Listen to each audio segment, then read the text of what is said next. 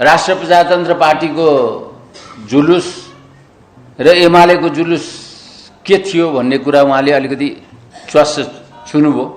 गलत कुरालाई टुलु हेरेर बस्ने तिमीहरू दास हौ भनेर भन्नुभएको थियो।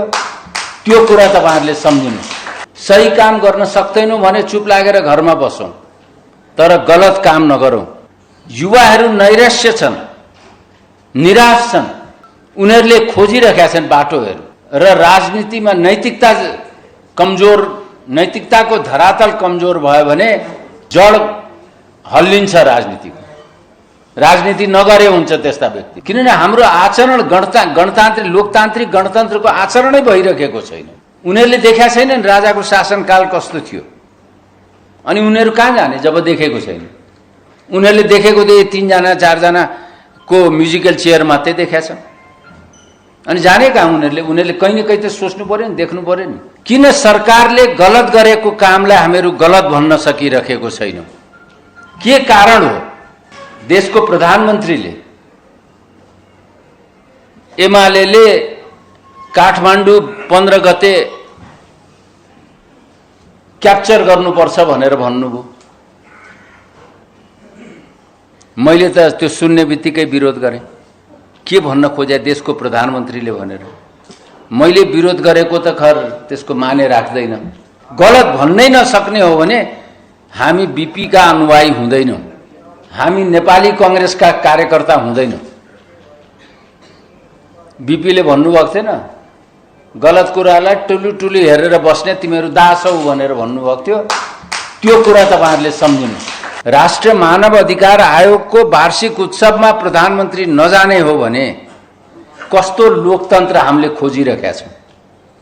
मलाई त लागेको थियो हाम्रो पदाधिकारी र पूर्व पदाधिकारीहरूको बैठकमा यी विषयहरूमा छलफल हुन्छ भन्ठानेको त मलाई हाँसो पो त लाग्यो, मजा लाग्यो। मेरो विषयमा छलफल भएछ। पनि वक्तव्य जारी गरिकिन प्रधानमन्त्रीजीले यसरी बोल्नु हुँदैन थियो भनेर भन्नुभयो। भोलिपल्ट 15 गतेको दिन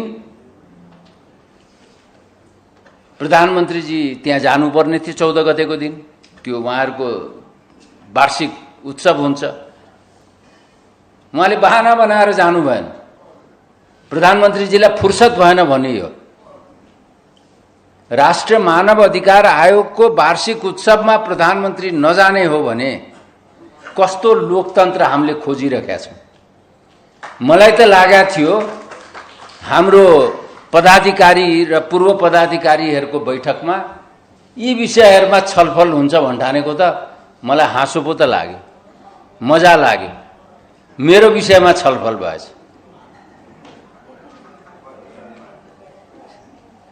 ठिकै छ, सहनुपर्छ। राजनीतिमा सहनशीलता भएन भने पनि केही हुँदैन।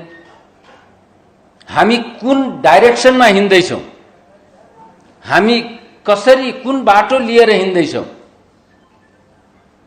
किन सरकारले गलत गरेको कामलाई हामीहरू गलत भन्न सकिरहेको छैनौं?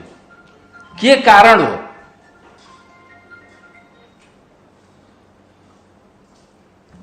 खाली हामी नेपाली कांग्रेस सरकारमा छ भनेर हामीहरूले नबोल्ने हो त? मलाई लाग्दैन थियो। मेरो आफ्नो विचार के छ भने हामी सरकारमा छौं तर सत्तामा छैनौं। राज्यको सत्ता बेग्लै कुरा हुन्छ, सरकार बेग्लै कुरा हुन्छ। मन्त्रीहरूले सहकार्य गरून्, तर हामी जो बाहिर बसेका छौं, तपाई हामीहरू असललाई असल काम भनौं, खराबलाई खराब भनौं। जस्तो हिजै बजेट आयो, मलाई यसै सोधे बाहिर निस्किँदाखेरि संसद भवन, मैले भने सुन्दाखेरि कर्णप्रिय छ, राम्रो छ, हामीहरूले सोचेकै जस्तो लाग्छ यसै हेर्दाखेरि। तर नेपालको इतिहास हेर्यो भने तपाईको यो कार्यान्वयन पक्ष चाहिँ हामीहरूको अत्यन्त कमजोर छ। त्यसलाई उहाँले कसरी लिन सक्नुहुन्छ भनेर भन्नु। तर राम्रो कामलाई राम्रो भन्नु पर्यो नि हामीले, नत्र त भएन नि त। तर गलत गरेको छ भने गलत पनि भन्न सक्नु पर्यो। गलत भन्नै नसक्ने हो भने हामी बीपीका अनुयायी हुँदैनौँ, हामी नेपाली कांग्रेसका कार्यकर्ता हुँदैनौँ। बीपीले भन्नुभएको थिएन, गलत कुरालाई टुलुटुलु हेरेर बस्ने तिमीहरू दास हौ भनेर भन्नुभएको थियो। त्यो कुरा तपाईहरुले सम्झिनुस्। हामीहरूले बस्न हुँदैन भन्ने कुरा तपाईहरुले सम्झिनुस्।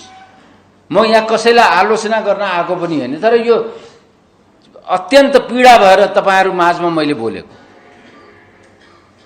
किनभने तपाईहरु त भोगिसक्नु भएको छ, नेपाली कांग्रेसलाई देखिसक्नु भएको छ। कति साथीहरु त नेपाली कांग्रेसको स्थापना कालदेखि तपाईहरु हुनुहुन्छ, तपाईहरुले देख्नु भएको छ। आज हिजो तपाईको अघि हाम्रो सबुतजीले पनि भन्नुभयो, राष्ट्र प्रजातन्त्र पार्टीको जुलुस र एमालेको जुलुस के थियो भन्ने कुरा उहाँले अलिकति च्वास छुनुभयो। किन कमजोर भयो हाम्रो? किनभने हाम्रो आचरण गणतान्त्रिक लोकतान्त्रिक गणतन्त्रको आचरणै भइरहेको छैन। युवाहरू नैराश्य छन्, निराश छन्। उनीहरूले खोजिरहेका छन् बाटोहरू। उनीहरूले देखेका छैनन् राजाको शासनकाल कस्तो थियो। अनि उनीहरू कहाँ जाने जब देखेको छैन? उनीहरूले देखेको त 3 जना 4 जना को म्युजिकल चेयर मात्रै देखेका छन्। अनि जाने कहाँ उनीहरूले? उनीहरूले कहीं न कहीं त सोच्नु पर्यो नि, देख्नु पर्यो नि। त यो कुराहरूलाई हामीहरूले मनन गर्नुपर्छ। हामीहरूले असल काम, राम्रो काम गरेर युवाहरूको मन जित्न सक्नुपर्छ। गलत काम नगरौं। असल काम गर्न नसके पनि गलत काम त नगरौं। त्यति भएन पनि हुन्छ नि त। त्यो पनि भइरहेको अवस्था छैन।